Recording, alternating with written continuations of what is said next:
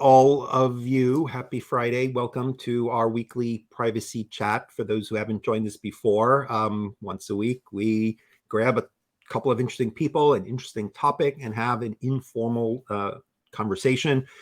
And conversation means you as well. So we're watching the comments. If you agree, disagree, think we've left out the most important part of the topic, jump on in and let us know.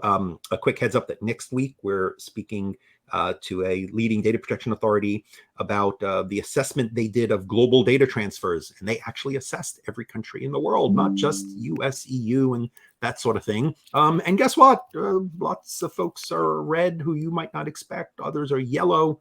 It's pretty complicated. So let's and they were quite bold to actually, label even some European countries yellow because of maybe challenges with surveillance and law enforcement access where there isn't an adequate rule of law, which gives you a little bit of a premonition of why some of the speakers on this call might be a little worried about mandatory law enforcement access, even in democratic societies. Well, even in the US, we're not perfect on this. And probably our speakers might point to some other jurisdictions where unfettered access to all information.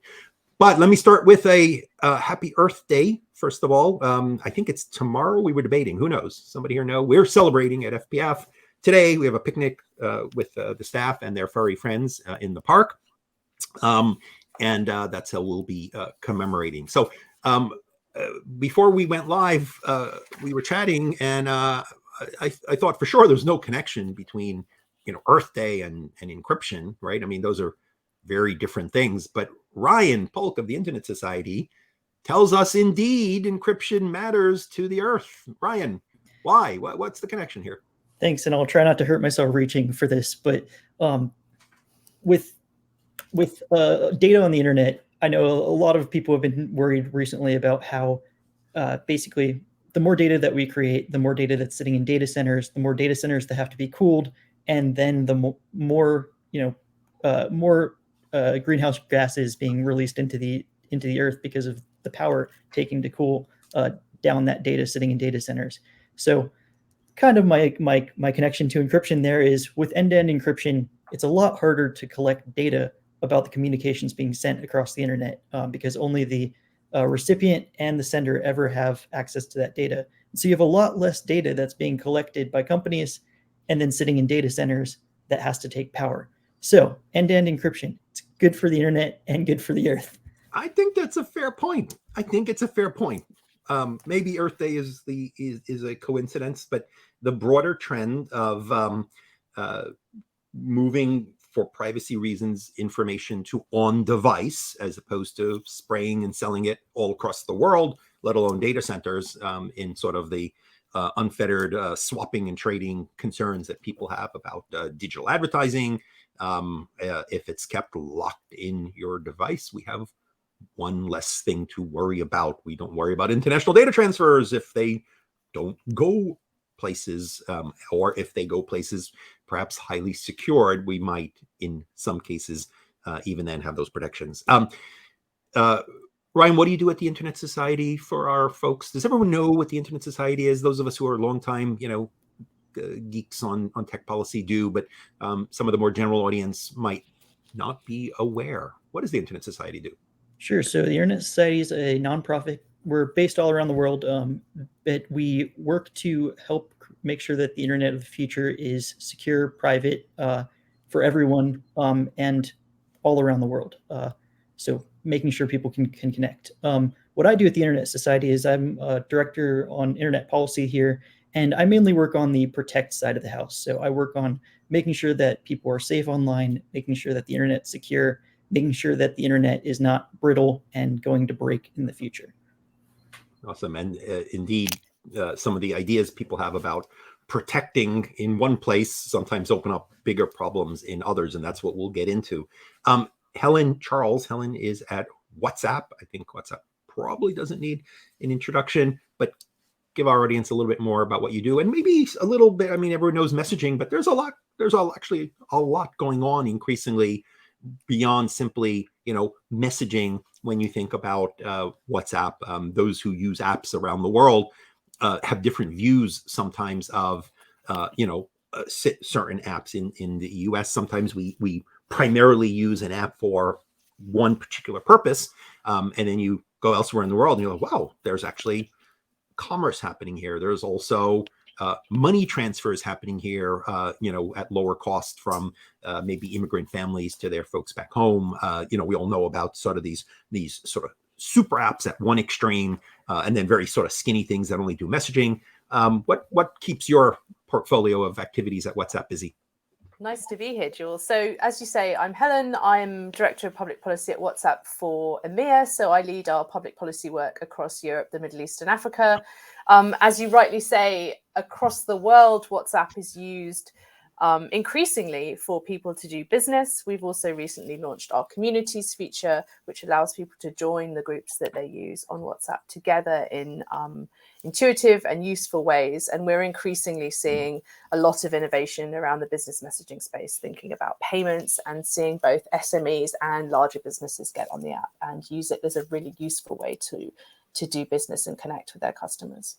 So we've got both commerce as well as some of the most personal and intimate conversations, people chatting about activities. I've got dozens of chats with different family subgroups. I wish we'd combine them all, or at least I've got one with my immediate family, wife and kids. I've got one with the extended family. I've got like and some of them overlap, and some have these cousins, and then invariably somebody realizes they're not in the young cousins group, and so on and so forth, and they get insulted.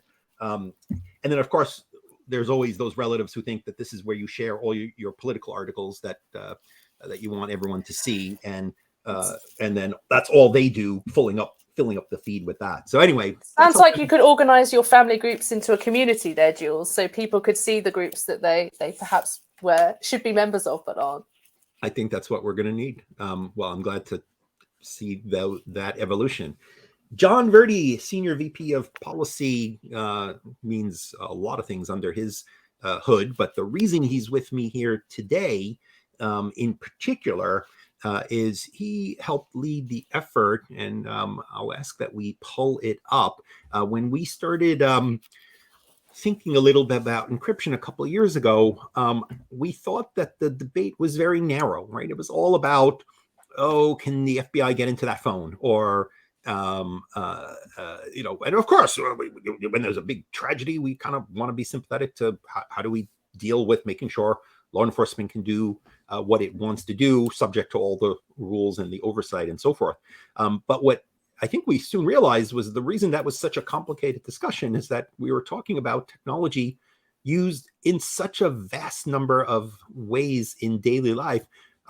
And I had a couple of easy examples that I was aware of, but when John sort of started going through the landscape that he put together here, it was just amazing to see how broadly some of the basic encryption is used. But before John surveys the landscape, I also find that people, we're not math experts. A lot of us sort of law, policy, sort of people. And encryption is sometimes talked about as sort of this, magical thing, and so of course you can make it do what you want if you simply have the mandate. But I've always thought about it as like it's just hard math, right? And we're actually asking people to solve hard math problems that might take a long time as a way of keeping out folks who don't have the secret answer.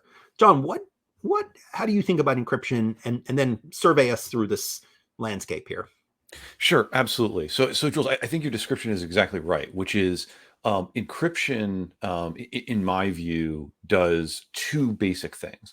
It uses difficult math problems in order to obfuscate data and only unobfuscate that data, only make that data human readable to people who have permission and authority to read it, right? And this data could be, as I'm going to talk about in a second, a lot of different things. It could be messages, right? It could be data from a fertility app. It could be confidential trade secrets that a company holds. It could be information that a Department of Defense in a country is holding and transmitting in order to execute on its missions, right? And encryption obfuscates that data so that bad actors cannot read it. And that folks who do have the authority and the authentication and the permission to read it are able to read it. They're able to read it in a human readable form. And that information could be text messages, it could be images, it could be videos, it could be a whole lot of different things, right?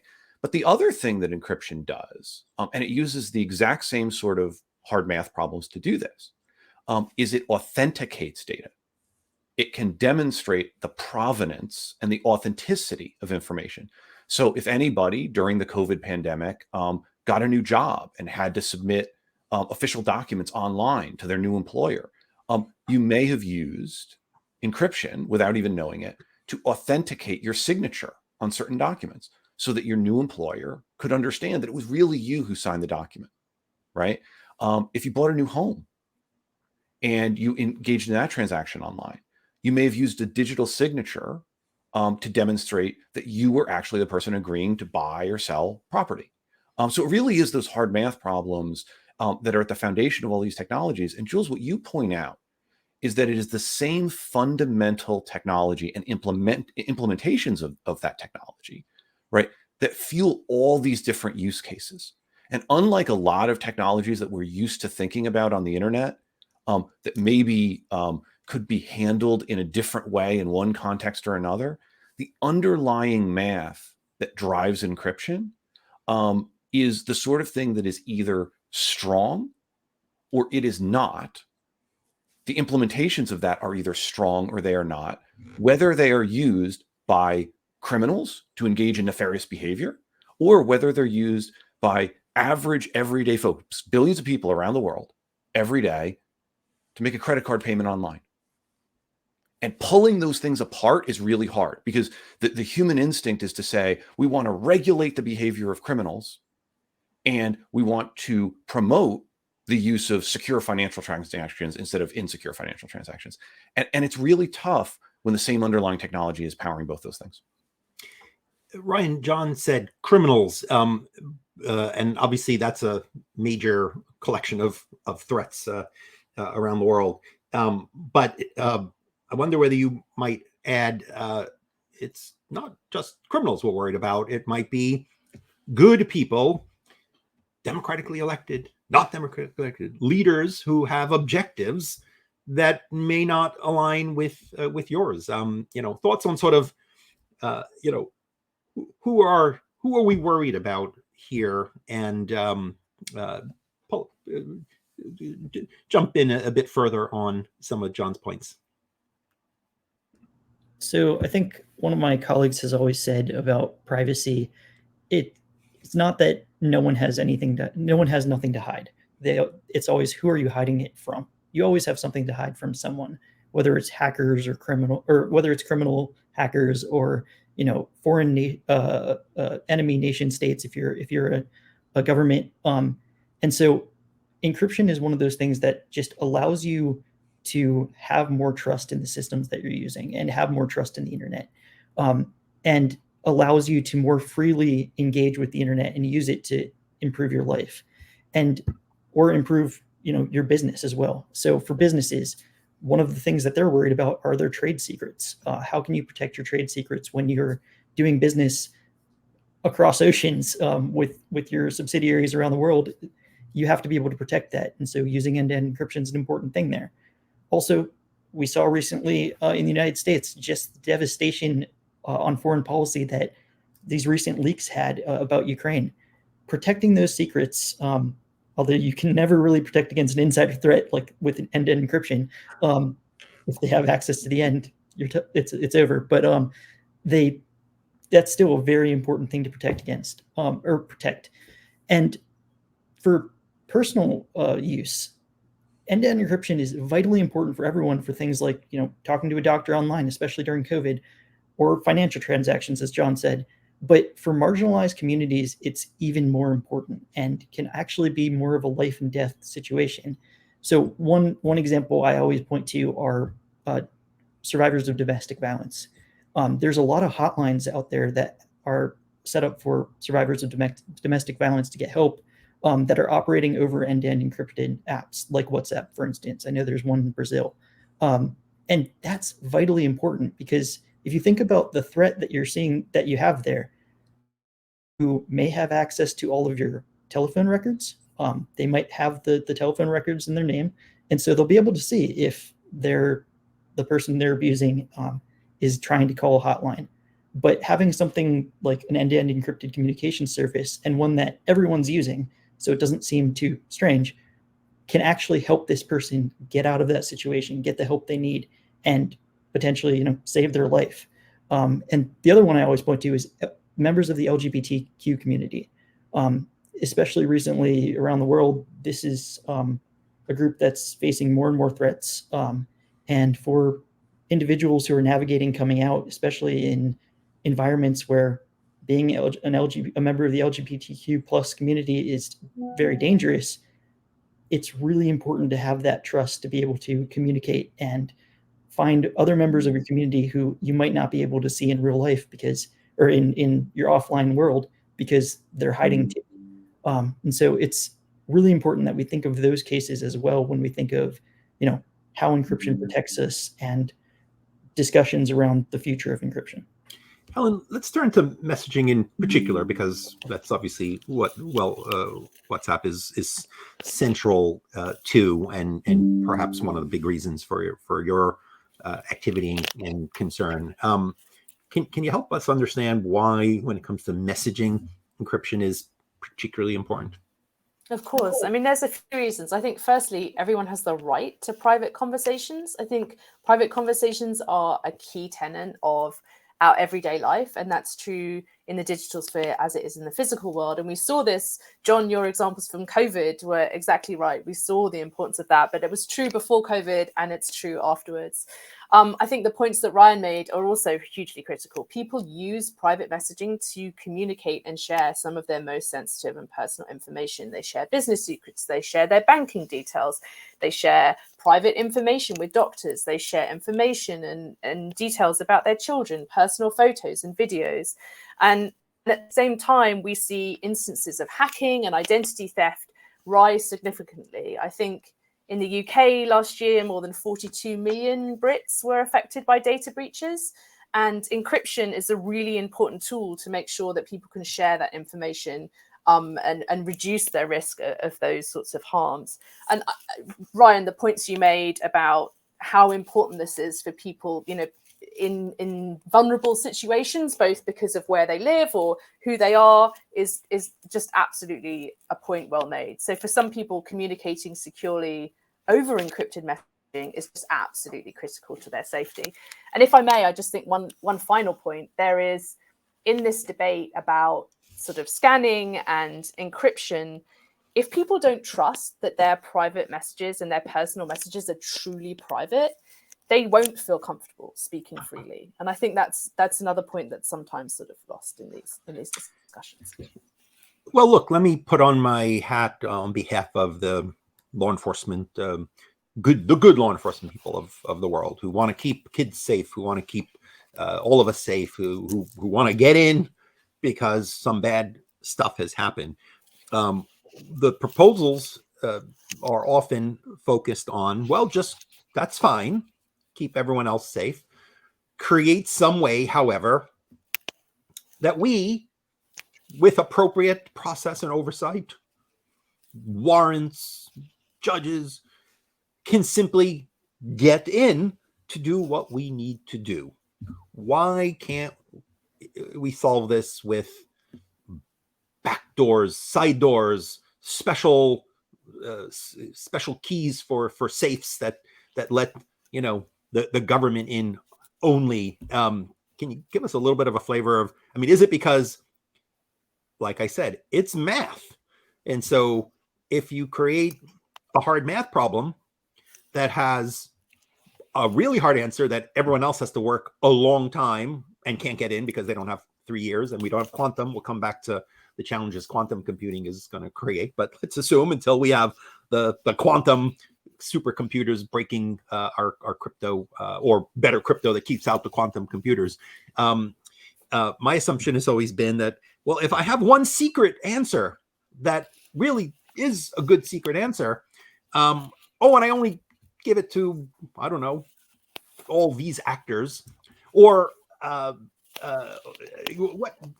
am I right? Is it as simple as that you can't create math with secret answers, or once you have other doors and huge motivated intruders, they will, are we truly weakening the entire infrastructure? Is there no way to simply achieve, just let law enforcement in through some special key, Helen?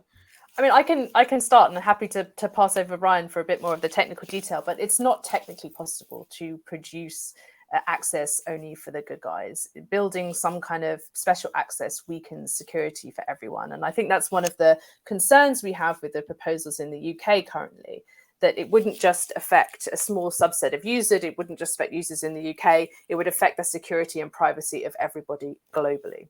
But I think just more broadly, when we think about these conversations and some of the tensions we're talking about here, there are some misconceptions in the debate here. There's sort of the idea that people aren't already using end-to-end encryption, and we know that isn't the case from John's excellent work. The majority of people around the world are already using end-to-end encryption. There's a lot of misconceptions about end-to-end encryption blinding law enforcement because they don't have access to content data. We know that lots of data is already available to law enforcement. And indeed, Europol's annual digital evidence report suggested that 85% of law enforcement surveys cited basic subscriber information and IP addresses as the type of information they may often needed in investigations. And I think there's also this misconception that it's scanning, or you're sort of breaking encryption, or you don't have any way to help law enforcement. And on WhatsApp, we strive to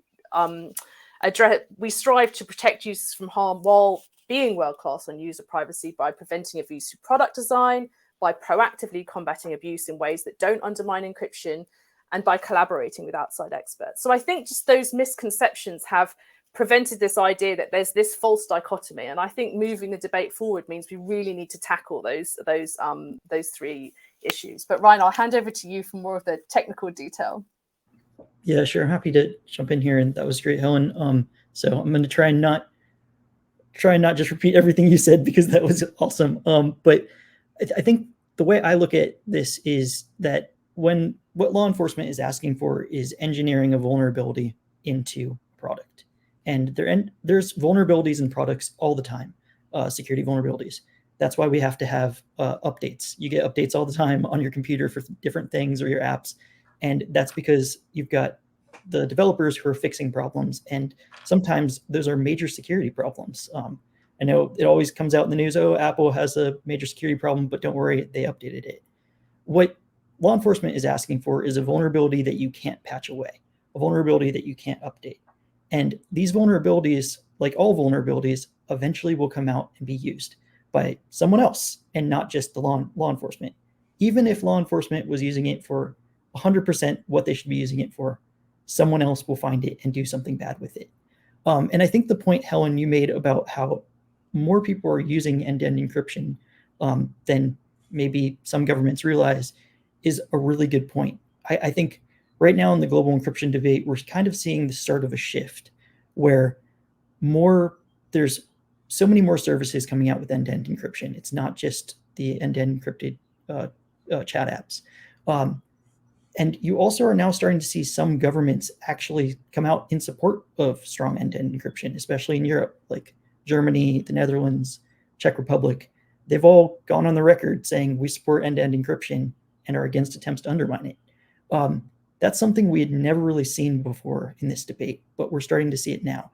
And I think it's because you've got some governments realizing, hey, the cat's out of the bag on this one. You can't break end-to-end encryption for everyone, because you're going to screw up security and privacy for all of your citizens as well, and including the government who's using these apps as well. So it's a really interesting point in the debate, I think.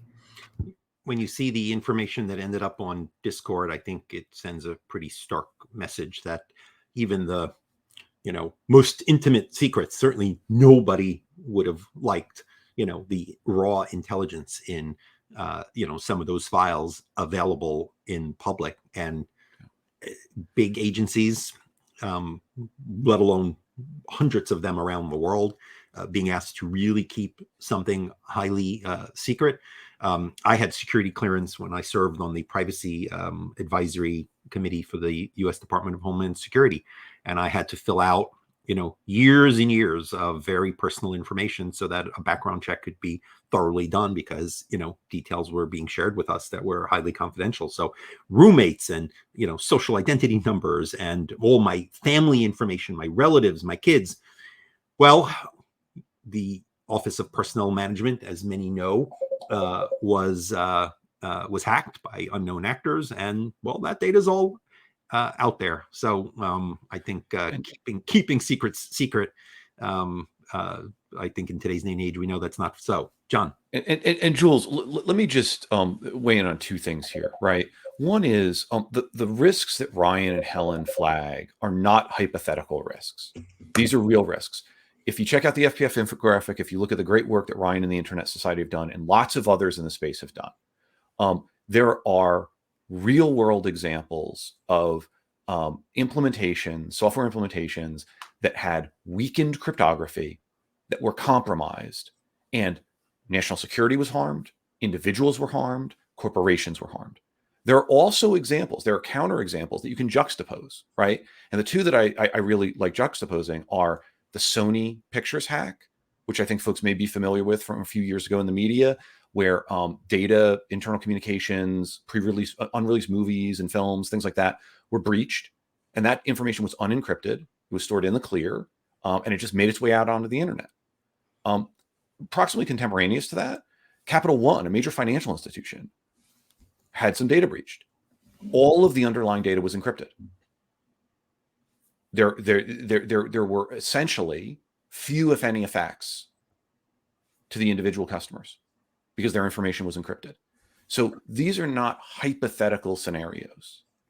These are situations where, Jules, if your information and my information, as a former security clearance holder as well, if our information was held in a strongly encrypted format by the Office of Personnel Management, you and I would probably not have the level of heartburn we do about that breach.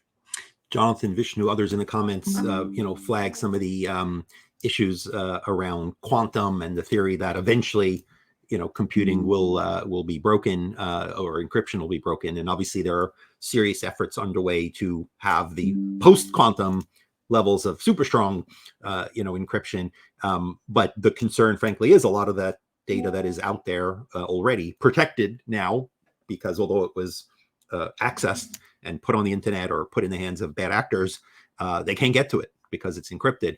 Will they be able to use in the future, stronger quantum computing tools to breach that data? And I think that both is indeed a risk, but also shows exactly why backsliding on this issue is such a risk. Helen, one of the reasons why we thought it was timely to have this conversation now, there are routinely efforts around the world by governments to sort of raise this issue because of the concerns that they see. The UK is currently in a legislative process, which kind of flagged our attention. Hey, we should think about this a little bit. Can you give us a little bit of sort of what's going on and why certainly civil liberties advocates and technologists are worried? Obviously, companies are concerned because they see the threat, but this is an area where the vast number of technologists of every sort, those who hate big tech, those who love big tech, those who aren't involved at all, or civil society folks, generally have a pretty strong consensus about the concerns here. But yet there's continually legislative activity. What's happening right now in the UK? Sure, Jules, we'll be happy to update. So the UK has for several years been working on an online safety bill. It is a wide-ranging bill which covers a large number of different kinds of services, both private messaging, but also search and other online providers. And in some ways, because it's such a wide-ranging piece of legislation, there have been a number of debates throughout its sort of lifespan about big issues, including sort of freedom of expression and what kind of harms are going to be considered in the bill, and indeed how it's structured. But we are particularly concerned about a proposal in the bill that would grant the UK regulator powers to issue what is called a technology notice, which could force companies like WhatsApp, companies like Signal, and others to put in place scanning technologies. And we hear that this is a power that will be exercised with caution, but actually there are little to no safeguards in the bill. So it is a widespread power being given to a regulator to force private companies to put in place scanning in widely used apps with very little oversight. And that is what has us and our colleagues in civil society so concerned.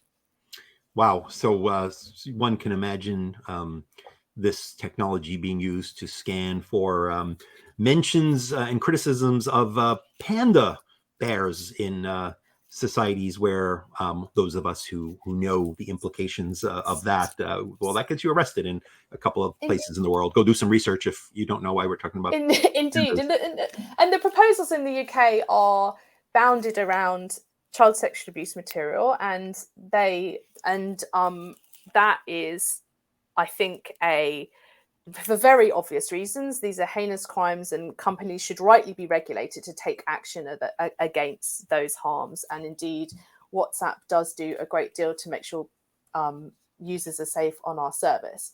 The thing about these proposals is that, as you've rightly pointed out, this technology, once it's built, cannot be limited to specific instances of harm. And our concerns are sort of, well, we have many concerns, but particularly around what this does to other governments. We've already seen this is emboldening authoritarian regimes to seek similar powers. And on the technology side, if you were to ever build these kinds of technologies, it's then very hard to limit it to just one particular harm. It's sort of the thin end of the wedge, and it's quite easy for these sorts of technologies to come up with false positives, or for governments to say, well, we put it in place for this, but now, of course, we're going to use it for these other things. And indeed, with these wide-ranging powers that don't have some of the safeguards and oversights that one might expect, these are very serious concerns that require a good deal of scrutiny and debate. Ryan, and then John, give me your final thoughts. So just to jump in on the UK and child safety and the UK online safety bill. So I think one thing that was mentioned earlier is that governments say that encryption is going to make them blind, or end-to-end encryption makes them blind to being able to stop horrible abuses that are happening.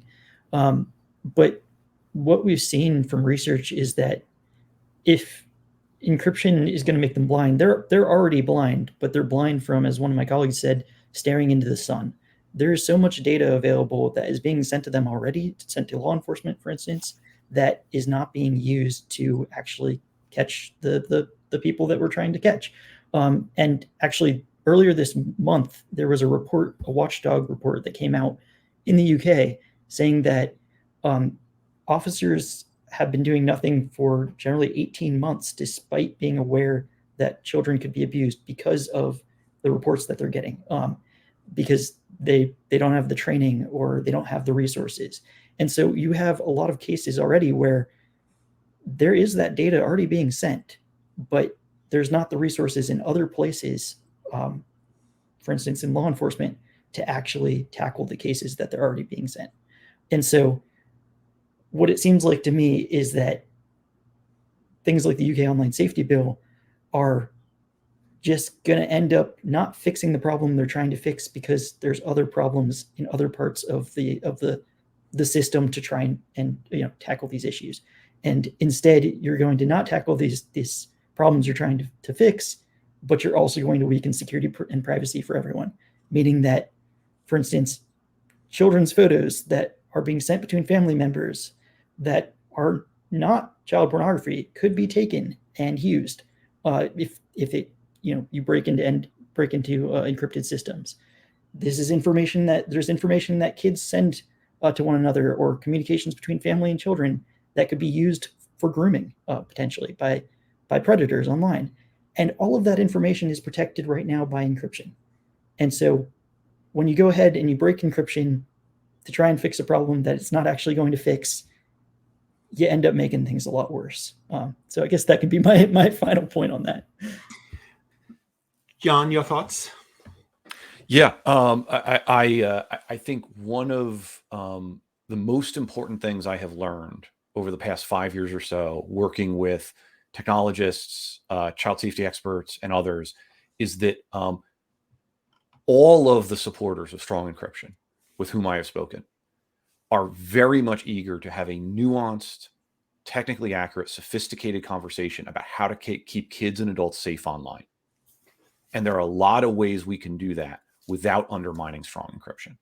And I am really encouraged by that, because that conversation, if you look 10, 15, 20 years ago, was often an adversarial conversation between law enforcement and advocates, right? And I think there is a real willingness on behalf of folks who understand the technology, who deeply understand the safety issues, to make progress on these issues while maintaining strong encryption with no backdoors. Well said. Our friend Joe Hall, also at the Internet Society, but longtime friend from his days at CDT and other civil society groups, flagged, I think, a point that John made around the integrity, also the role of encryption, and actually just knowing who you're dealing with, whether is this a legitimate website that I'm visiting, or is this a message actually coming from the individual that purports it. Some of you had some very thoughtful comments about quantum. Urge folks who haven't taken a look at the chart. We're looking at whether we ought to update it and add, given that this debate continues, is there more sort of just entry level information that would help policymakers? Maybe it would, and welcome thoughts from those who are engaged in this as to, what would be helpful, right? We cited some interesting statistics that there are a lot of things one might do before pulling sort of this plug, which, might be useful in some cases, but creates all these other risks. So there's an interesting and hard debate there, but it's a silly debate to have if there are 10 things you could do that would be immediately more immediately helpful to child safety and to dealing with, so-called CSAM material. 20 or so years ago, when I was at AOL, we referred a huge amount of information to NCMEC, the National Center for Missing and Exploited Children. And then I'd always wait to hear about the big arrest. And, maybe some of it wasn't good and it was being screened out. That is just a father with his, 2-year-old splashing, washing hair in the tub. And, our scanning made a mistake, as these things do.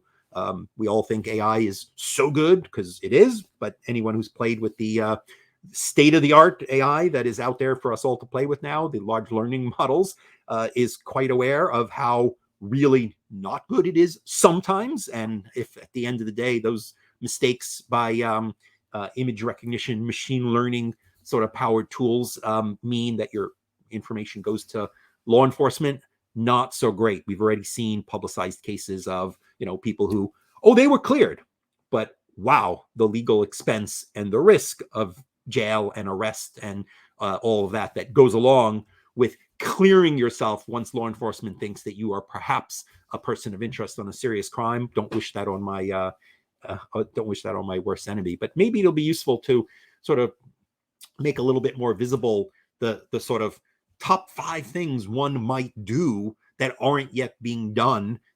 This is probably there in various policy discussions, but I'm not sure it's there in the broader, right? How many people do the NCMECs or do the law enforcement folks of the world have actually devoted to the very painful, difficult forensic work that does need to be done when something is reported? And a huge amount of information is already reported, because many of these images are shared broadly on servers and tools and so forth, and reported by a range of, individuals, or frankly, scanned when someone uploads it to their email service. The tools that today match and prevent you, allow and then report anything that you've uploaded to your email, for instance, are already, going in large numbers to law enforcement. So anyway, I think we did a little more advocacy and persuasion here, and I think usually try to just lay out the facts, but there's not a lot of debate in the more technical audience as to whether or not there's a legitimate sort of debate here. There's a lot of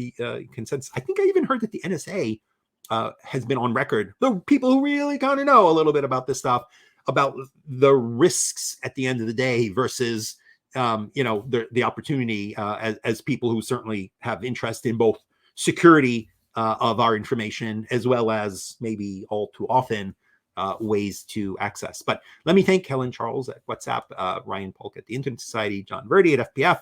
Hope people globally are thinking about what we can do to better save the environment. And it turns out that encryption and keeping things on devices instead of loading them up in giant data centers who are going to proliferate more because of these whole ChatGPTs and so forth. We are now enamored around the world in what can be done with these tools, and that means massive computing cycles. That will not be happening on your device. Let's keep what we can keep safe on your device, safe on your device. Thanks, Helen. Thanks, John. Thanks, Ryan. Thanks for everyone who joined us. Thank Thanks you so much.